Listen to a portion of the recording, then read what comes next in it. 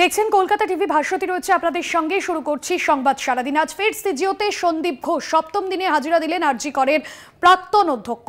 গত 6 দিনে 75 ঘন্টা জিজ্ঞাসাবাদ সন্দীপ ঘোষকে। সিবিআই দফতরে আরজি করের প্রাক্তন অধ্যক্ষ। আপনাদের জানিয়ে রাখবো, সিবিআই দফতরে আরজি করের প্রাক্তন অধ্যক্ষ সপ্তম দিনে হাজিরা দিলেন তিনি।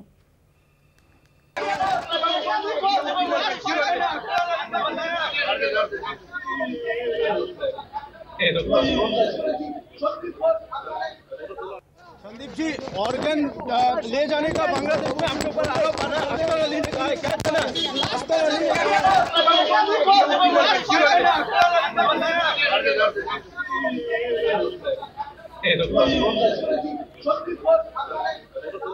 संदीप जी, ऑर्गन ले जाने का बांग्लादेश। আর এই নিয়ে বিস্তারিত জানবো রিয়া মাঝি আমাদের প্রতিনিধি রয়েছেন সরাসরি আমাদের সঙ্গে।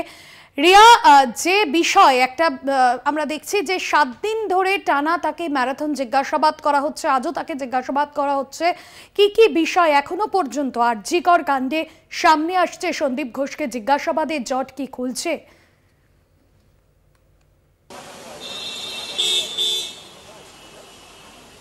দেখো, তোমাকে জানিয়ে রাখবো আজকে সপ্তম দিন, আর সপ্তম দিনেও কিন্তু জিজ্ঞাসাবাদ জারি রয়েছে সন্দীপ ঘোষের।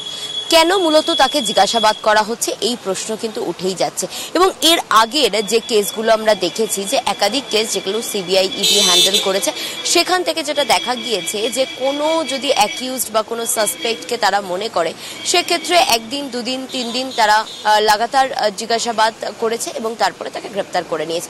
কিন্তু নজিরবিহীন হচ্ছে সন্দীপ ঘোষের ক্ষেত্রে।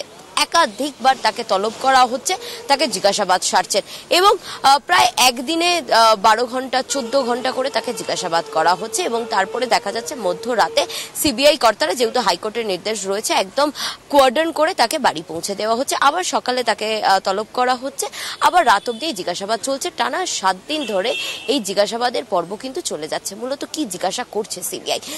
আজকে সুপ্রিম কোর্টে যে হিয়ারিং চলছে, সেখান থেকে একটা জিনিস অত্যন্ত উল্লেখযোগ্য, ভাস্বতী, যেখানে বলা হয়েছে crime scene has been altered. যে কথাটা বলা হয়েছে, এটা কিন্তু অত্যন্ত গুরুত্বপূর্ণ। এবং এখান থেকেই সিবিআই কর্তারা মনে করছেন যে এই যে অল্টার্ড অর্থাৎ ট্যাম্পার্ড যে বিষয়টা, সেটাই করেছে এই সন্দীপ ঘোষ। তার বিরুদ্ধে মূলত একটাই অভিযোগ বারংবার দানা বাঁধছে সিবিআই অফিসারদের মনে, সেটা হচ্ছে ট্যাম্পার করা হয়েছে। কারণ আমরা দেখেছি যে হাইকোর্টের নির্দেশে এই তদন্ত ভার নেয় সিবিআই, এবং সিবিআই তদন্ত ভার নেওয়ার পরেই বারংবার প্লেস অফ যে অকারেন্স রয়েছে সেখানে ভিজিট করেছে।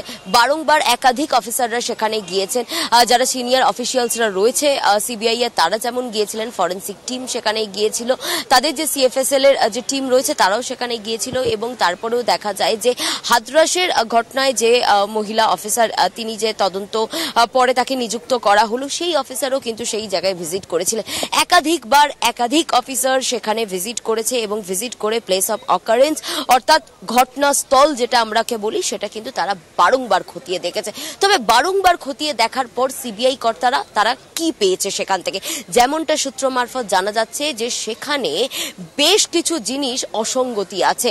অর্থাৎ সেখানে যে জিনিস যেখানে থাকার কথা, আমরা ধরে নিলাম যে সেখানে এই ঘটনাটি ঘটেছে, এবং ঘটনাটি ঘটার দরুন কিন্তু সেখানে বেশ কিছু জিনিস এদিক ওদিক হবে, যেটা কলকাতা পুলিশের ক্ষেত্রেও আমরা কিন্তু সেই জায়গাটাতে পয়েন্ট আউট করেছিলাম যে কেন মনে করা হচ্ছে একজনই যুক্ত রয়েছে, একাধিকজন যুক্ত নেই।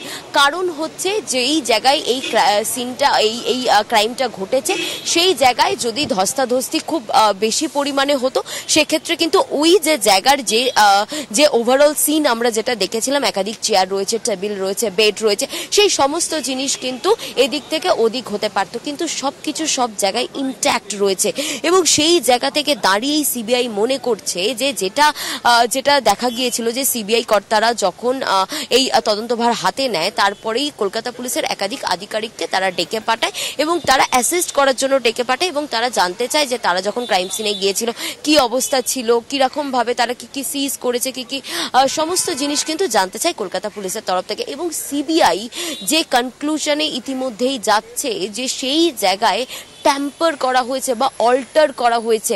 এবং অল্টার করা হয়েছে কেন বলছে, কারণ হচ্ছে এই যে সন্দীপ ঘোষ, যেটা জানা যাচ্ছে সূত্র মারফত, যদিও কোনো রকম অফিসিয়াল স্টেটমেন্ট নেই, কিন্তু সূত্র মারফত যেমনটা জানা যাচ্ছে সেটা হচ্ছে এই যে ধৃত সঞ্জয় রায়, সেই সঞ্জয় রায়কে চিনত সন্দীপ ঘোষ। যদিও যখন ক্রাইম ঘটে বা যখন ঘটনাস্থলে সে যায় সেই সময় কিন্তু হয়তো জানতো না যে সঞ্জয় রায় এই ঘটনা ঘটিয়েছে, কিন্তু মনে করা হচ্ছে যে নিজের ইনস্টিটিউশন, তার রেপুটেশন দেখার জন্য এবং রেপুটেশন ঠিক করার জন্যই কিন্তু সেই জায়গাটা যাতে মার্ডার হয়েছে এমন কিছু না বোঝা যায়, সেই কারণের জন্যই কিছু জিনিস ট্যাম্পার বা অল্টার করা হয়েছে বলে এমনটাই মনে করা হচ্ছে। এবং অত্যন্ত গুরুত্বপূর্ণ যে বিষয়, যেটা সিবিআই সবার প্রথমে পয়েন্ট আউট করেছিল, যে ঘটনা ঘটেছে এবং তারপরে এই বডি দেখা গিয়েছে 9:30-র সময়। 9:30-র সময় যখন বডি দেখা গিয়েল, তাহলে 10টার পরে কেন পুলিশকে ফোন করলো? কারণ পুলিশের একটি আউটপোস্ট ওই ইনস্টিটিউশনের বাইরে ছিল, সেক্ষেত্রে কেন তাকে ফোন করা হলো বা কেন পুলিশকে এত লেটে ফোন করা হলো, এই বিষয়টাই কিন্তু দেখার চেষ্টা করা হচ্ছে ইতিমধ্যেই। এবং এত লেট, তাহলে ওই টাইমিংটা কি ট্যাম্পার্ডের কোনো বিষয় ছিল? ইতিমধ্যেই তোমাকে একটা চিত্র দেখিয়ে রাখবো আমি, যে বিজেপির যে মিছিল আসার কথা ছিল, তুমি যে চিত্র দেখতে পাচ্ছ, যে যেই জায়গাটা সিজিওর বাইরে একটি জায়গা, সেখানে কিন্তু পুলিশের তরফ থেকে ব্যারিকেড করা হয়েছে, কিন্তু তারা পুলিশের নজর এড়ানোর জন্য যেটা দেখা যাচ্ছিল যে বাসে করে কিন্তু সেই জায়গায় পৌঁছে যাওয়ার চেষ্টা করছিল। এবং সেই সময় পুলিশ তাদেরকে ইন্ডিকেট করে এবং সেই বাস থামিয়ে মধ্য রাস্তাতেই পুলিশ কিন্তু তাদেরকে আটকায়। ইতিমধ্যেই তুমি দেখতে পাচ্ছ সেই চিত্র, যে উল্টোডাঙ্গা থেকে বিজেপির মিছিল আসার কথা ছিল, সেই মিছিল পায়ে হেঁটে আসার কথা ছিল, কিন্তু যেই সিজিওর বাইরে একটি জায়গাতে, সেখানে যেটা দেখা যায় যে সেখানে সেই জায়গাটাতে কিন্তু পুলিশের তরফ থেকে সেই জায়গাতে তারা ব্যারিকেড করে এবং সেই জায়গাতেই আটকানোর পরিকল্পনা করে। কিন্তু সেই জায়গা ছাড়িয়ে যেটা দেখা যাচ্ছে যে পুলিশের নজর এড়ানোর জন্য বাসে করে বিজেপি কর্মীরা তারা পুলিশের নজর এড়ানোর জন্য এখান থেকে চলে যাচ্ছিল। সেই সময় পুলিশ ইন্ডিকেট করে তাদেরকে এবং সেই বাস পুলিশ থামায়। এবং ইতিমধ্যেই যারা এসেছেন, বিজেপির যারা কর্মী সমর্থক যারা এসেছেন, তাদের সঙ্গে কথা বলছেন, কারণ তাদের আজকে স্বাস্থ্য ভবন ঘেরাওয়ের যে পরিকল্পনা বা যে র্যালি উল্টোডাঙ্গা থেকে করে আসার কথা, সেই র্যালি কিন্তু ইতিমধ্যেই সেখান থেকে শুরু হয়েছে। কিন্তু তার মধ্যেই যেটা দেখা যাচ্ছে যে পুলিশের নজর এড়ানোর জন্যই এইরকম একটি এই বাসে করে তারা পৌঁছে যাওয়ার চেষ্টা করছিলেন স্বাস্থ্য ভবন, কিন্তু তার আগে পুলিশের তরফ থেকে তাদেরকে আটকানো হয়েছে। পুলিশের সঙ্গে কথোপকথন চলছে, দেখুন সেই ছবি।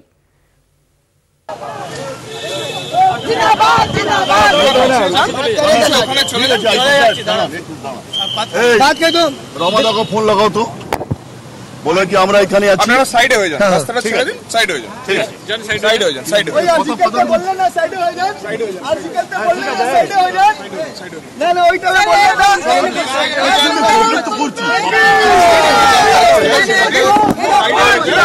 कि हम लोगों को आप लोग साइड हो जाइए।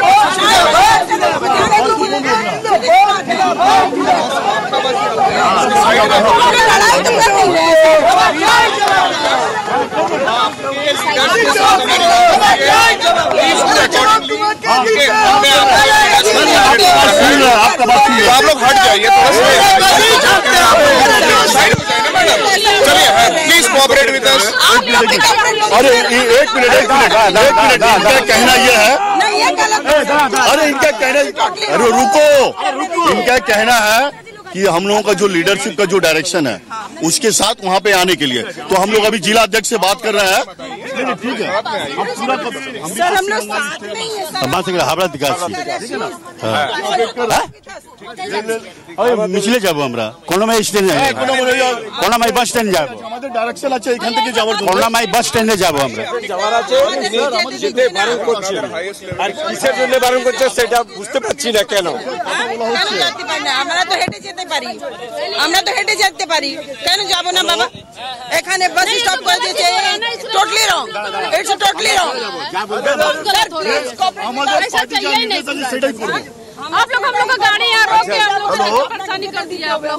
আমরা তো এখানে চলে এসেছি কে রমালো বলছো गाड़ी रोक के आप लोग बताइए कितना परेशानी किया। हम लोग गए होते आराम से, तो आप लोग तो परेशानी, ये गलत चीज है ना, इस तरह नहीं करना चाहिए आप लोग को, बताइए तो। इस तरह प्रॉब्लम हो रहा है, आप लोग बताइए, गाड़ी रोक दिए तुरंत, ये कोई गलत चीज है? ये तो पूरी गलत हो रहा है। किसी की गाड़ी रोक के इस तरह घटना